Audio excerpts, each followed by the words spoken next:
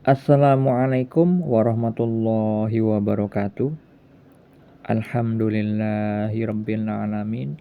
Allahumma shalli ala sayyidina Muhammad wa ala ali sayyidina Muhammad.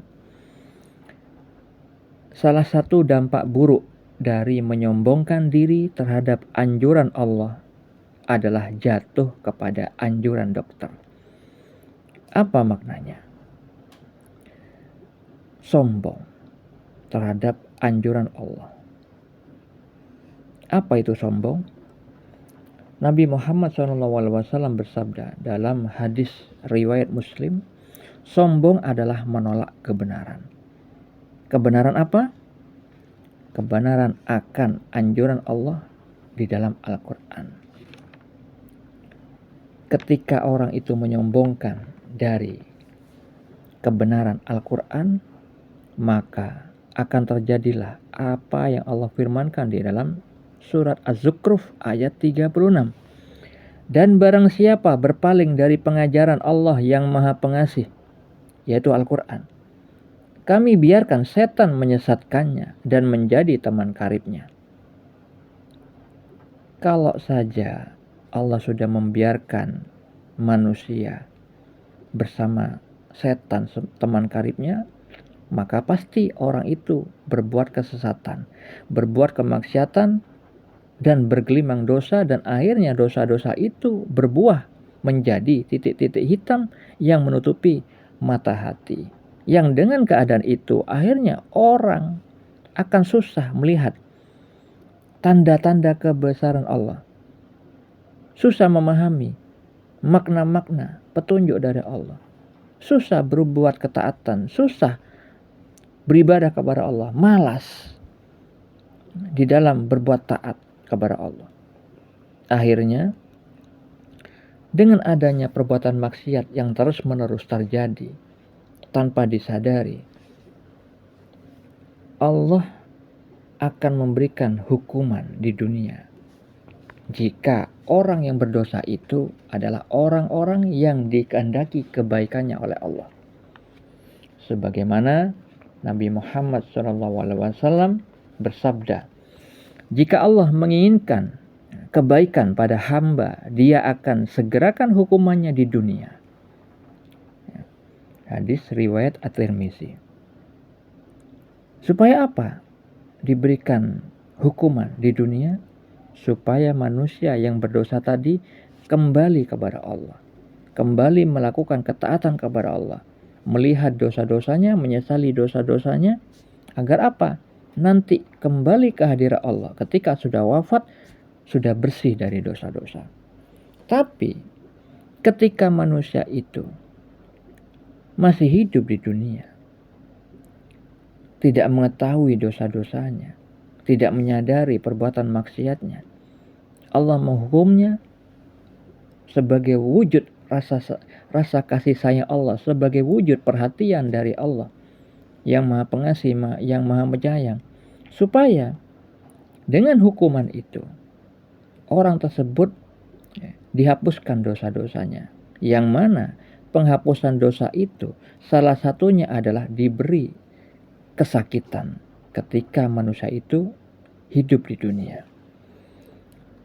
Perlu diketahui saudara-saudariku, penyakit yang terjadi kepada manusia itu ada maksud dari kenapa Allah itu memberikan hal itu. Seperti halnya yang disabdakan Nabi di dalam hadis riwayat Al-Bukhari dan Muslim. Tidaklah menimpa seorang mukmin berupa rasa sakit yang terus-menerus, rasa capek, kekhawatiran, kesedihan, kesusahan hati, atau sesuatu yang menyakiti sampai duri yang menusuknya, melainkan akan dihapusnya dosa-dosanya. Dosa kita bisa dihapus oleh Allah dengan penyakit, tapi ada syaratnya. Syaratnya harus ridho atas ketetapan Allah berupa sakit tersebut. Sebab apabila kita mengeluh, tidak suka atas penyakit yang Allah timpakan, maka ingatlah hadis qudsi yang Allah firmankan kepada Nabi Musa alaihissalam, Wahai Musa, siapa yang tidak ridho dengan ketetapanku dan tidak sabar dengan ujianku dan tidak mau mensyukuri nikmatku, maka keluarlah dari bumiku dan langitku, lalu carilah Tuhan selain aku. Kalau kita sudah diancam seperti itu, akankah kita masih berani menolak atas ketetapan Allah yang sudah Allah pilihkan kepada kita untuk kebaikan kita sendiri? Maka tidak mungkin. Maka ingatlah, kalau kita seringkali menyombongkan diri terhadap Allah, berpaling dari Al-Quran, yang akhirnya nanti dengan berpalingnya kita dari anjuran Allah itu, sehingga Allah biarkan setan menyesatkan kita dan menjadi teman karib kita, dan akhirnya kita selalu berbuat dengan perbuatan setan, yaitu perbuatan maksiat, melanggar hak-hak Allah, dan akhirnya Allah hukum, yang salah satunya dengan penyakit, dan akhirnya kita jatuh kepada anjuran dokter, yang maknanya kita patuh kepada anjuran manusia yang berprofesi dokter. Karena apa? Karena kita acuh terhadap anjuran Allah. Begitu buruknya kita.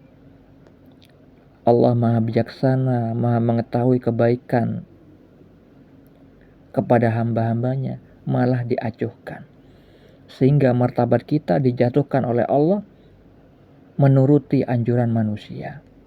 Walaupun itu adalah hal yang baik, tapi derajat kita turun. Oleh karena itu, supaya kita tidak diberikan sakit, supaya kita tidak jatuh kepada anjuran seorang dokter, kita harus senantiasa tidak mengacuhkan Al-Quran sebagai panduan hidup kita. Karena Nabi Muhammad SAW sudah mengingatkan agar kita tidak tersesat selamanya, maka kita harus berpegang teguh kepada Al-Quran dan As-Sunnah. Semua dalam lini kehidupan kita itu punya aturan, punya panduan. Untuk memahami gadget kita, entah itu HP, entah itu tab, apapun itu elektronik yang kita miliki, pasti punya buku panduannya, supaya kita mampu menguasai gadget elektronik yang kita miliki, supaya kita bisa memakai aplikasi yang terdapat di gadget kita dengan baik, dengan mahir. Walaupun tetap harus ada latihan, sering kontak dengan gadget kita. Begitu juga di dalam menjalani hidup, supaya kita mahir di dalam menjalani hidup, tidak terperosok kepada kubangan dosa yang terus menerus.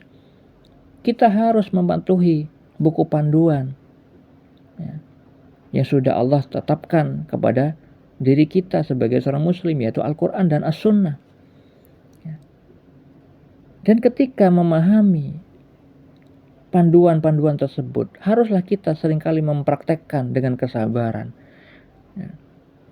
beramal soleh, dengan selalu melihat hati kita disertai sifat riya, ujub, bangga diri, sombong, atau tidak.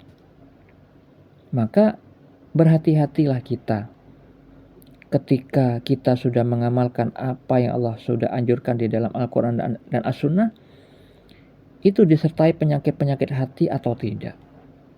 Maka kita tidak boleh keburu berbangga ria ketika kita sudah berusaha mengamalkan isi Al-Quran maupun As-Sunnah, melainkan selalu berlindung kepada Allah Subhanahu wa Ta'ala agar senantiasa mengamalkan apa yang Allah anjurkan dan menghindari apa yang Allah larang sesuai tuntunannya, bukan sesuai prasangka kita. Jadi hati-hati agar kita tidak jatuh kepada anjuran dokter, maka kita harus patuh kepada anjuran Allah Subhanahu wa Ta'ala. Agar kita tidak diberi sakit, maka kita jangan memulai kesakitan itu dengan menyombongkan diri terhadap Allah. Assalamualaikum warahmatullahi wabarakatuh.